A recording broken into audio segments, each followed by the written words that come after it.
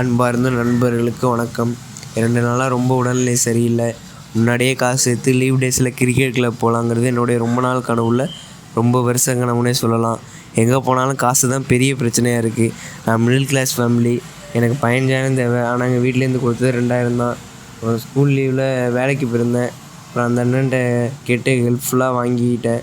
Bus மாதிரி ஏறிட்டேன். திருப்பி red ஹில்ஸே போயாச்சு.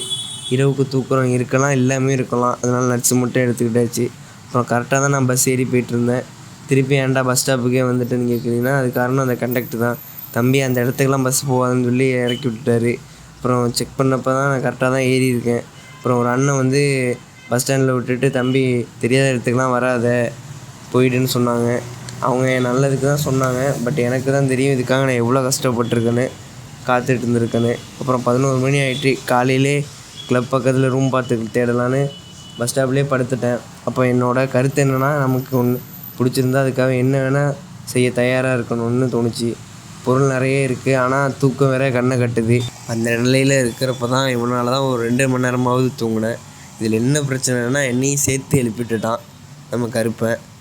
அப்புறம் பாசமாக வந்து மேலே கை வச்சான். இவனை ரொம்ப பிடிச்சி போயிட்டு. நான் எதிர்பார்க்கறதெல்லாம் உங்களோட ஆதரவு தான். அதை தெரிவிச்சுட்டு போங்க. அதோட இன்டர்வியூவை அன்புடன் முடித்துக்கொள்கிறேன்.